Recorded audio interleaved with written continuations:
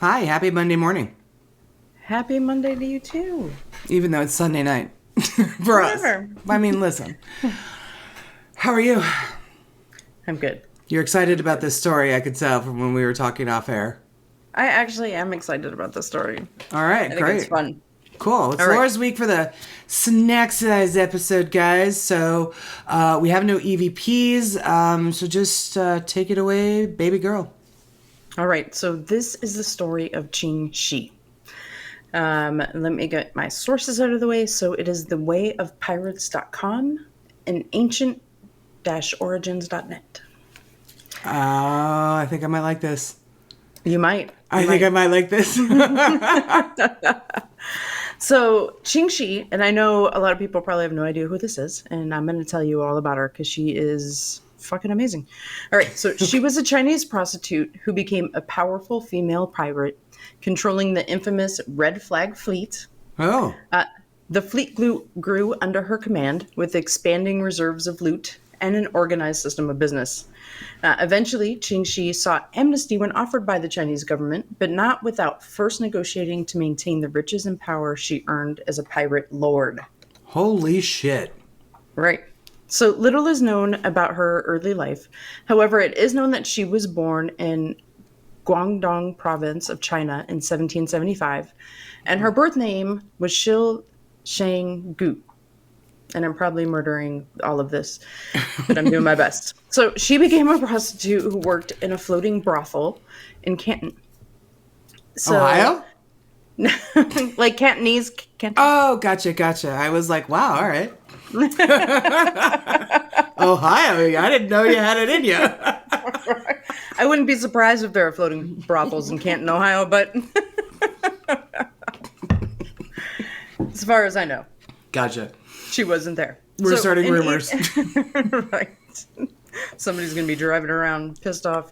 1801, pirate Xing Yi, who commanded a fleet of ships called the Red Flag Fleet, noticed Ching Shih's beauty and wished to be with her. So there are varying accounts of how they actually got together. According to some, he sent a raid and ordered them to plunder the brothel and asked that they bring him Ching Shih, who was his favorite prostitute. The men did as they were ordered, and they soon married. Oh, So by other accounts, it's a meet I mean, cute. it's a meet cute, really. Yeah. So by other accounts, he simply asked her to marry him. And she agreed to his proposal so long as she would have some power within his organization. Okay. And she wanted to receive an equal share of of his plunder, which I I mean, think, hey, fair. fair. Community Fair. property, right? Exactly. Fuck a prenup. Like, I'm in it, all right? So while the accounts vary as how they, came to be, Sure. like meet cute or not, they did begin to run the Red Flag Fleet together. So, Okay. when they were side by side, the Red Flag Fleet quickly grew from 200 ships to more than 600 ships, and Well, eventually to 1,700 to 1,800 ships. wow. So, right, that's a fucking fleet for real. Seriously. So their fleet was color coded, with the lead fleet being red and the remaining fleets black, white, blue, yellow, and green. Sounds like my Excel spreadsheets. It sounds So like they, Risk. right. That game of Risk. I'm like, wow, all right, go on.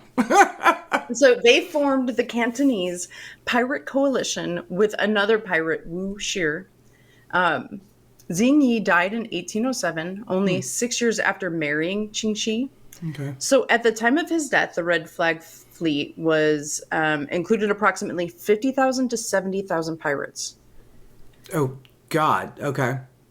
Yeah, that's a lot of fucking pirates. So Ching Shih, who did not want to go back to, a life of prostitution, Sure. she knew that this was her opportunity to rise to become a powerful female pirate lord. Oh, my So God. I just don't get to work that into enough sentences.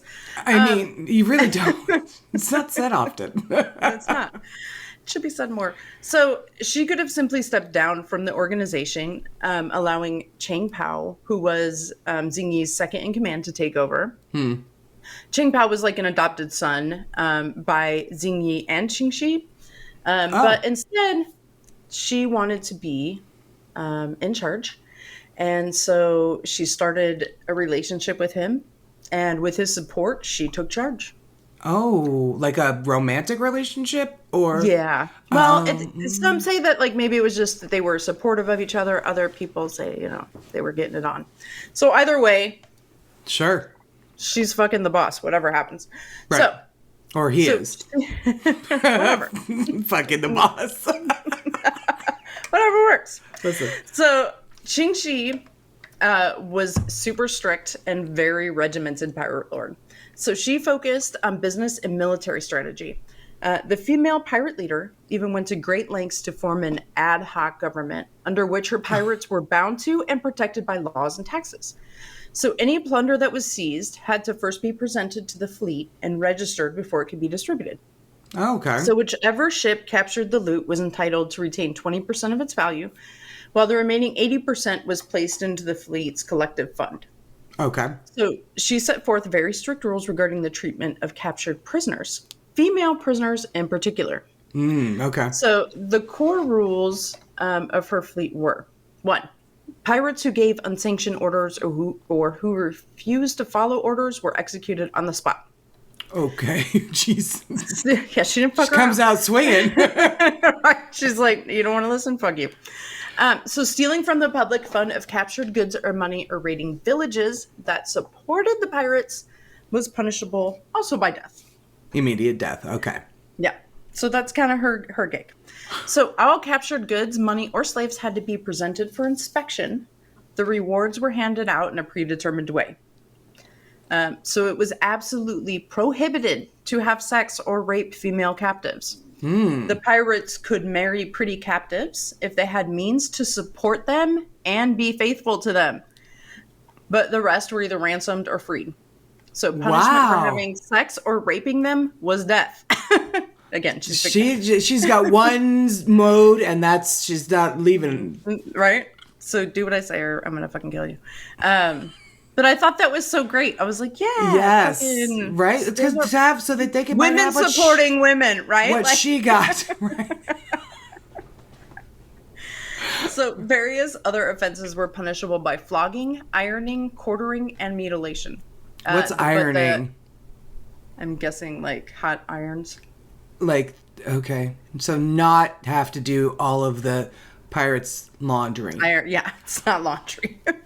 So the mutilation was almost exclusively performed on deserters. Oh. So, like I said previously, so harsh capital punishment was common for pirates of the Red Flag Fleet who did not stick to the code. Wow. Deserters would be hunted down and their ears were cut off when they were captured. Aye. Yeah. What, you did not listen to me, so I'm taking your ears? Yes. My God. Right? So, Ching Shih's fleet took leadership over many coastal villages, sometimes even imposing levies and taxes on the villages. So these coastal villages stretched from Macau to Canton. So Ching Shih was called the Terror of South China. Whoa. And she would cruelly punish those who resisted her by nailing their feet to her ship's deck and beating them. Ah, fuck. Yeah, she didn't really fuck around. So some claim that Ching Shih was an opium smuggler, while others claim that she stuck mainly to looting, robbing, and taxing the villages her pirates raided. Oh my God. So Chinese, Portuguese, and British naval ships were all lost to Ching Shih's fleet. Stop it. Seriously? No, she was a fucking badass. That's what I'm saying. Holy crap. She got shit from everybody. Listen, Jack Sparrow would not have put up with it. No way. So she kicks Blackbeard's ass. Dude. So, right? Yes. So because it appeared she could not be defeated, the Chinese offered amnesty to all pirates. They were hoping to eliminate her reign over the seas. Oh my God. And how many years is this now? Like, I don't know, 10, 15. Wow, all right. She was with her husband for like 6 and then, right. Yeah. Okay. So negotiations between Ching Pao and the official Zhang Baling hit a deadlock, though. So the Chinese government wanted the pirates to kneel before them, and they weren't fucking about that life. So, and they wanted to keep all their money. So Ching Shih took matters into her own hands, and she walked into Zhang Beiling's office unarmed, accompanied by 17 illiterate women and children. Oh. So Ching Shih and Zhang Beiling concluded negotiations. So Ching Shih was permitted to keep all her money, and to settle the kneeling deadlock, Zhang Beiling, agreed to witness the marriage of Ching Shih and Cheng Pao, for which the two had to kneel before him in thanks. Okay. So, and he's the one that her and her husband adopted as like a son. That guy? Cheng Pao, yeah. Yeah, That's okay. That's her new Husband. husband thing. All right.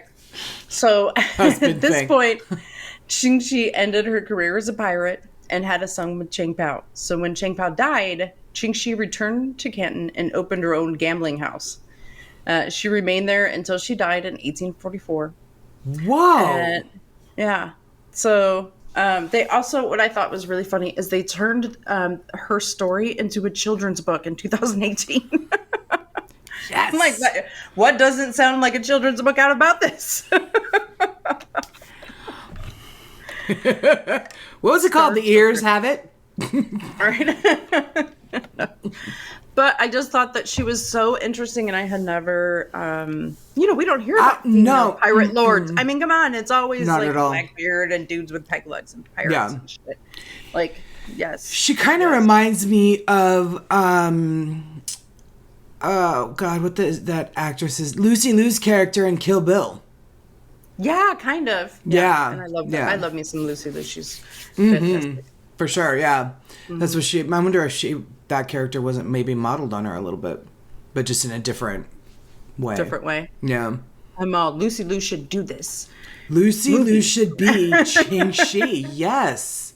Awesome. For sure. So that's the story of Ching Shih. That is really cool. Yeah.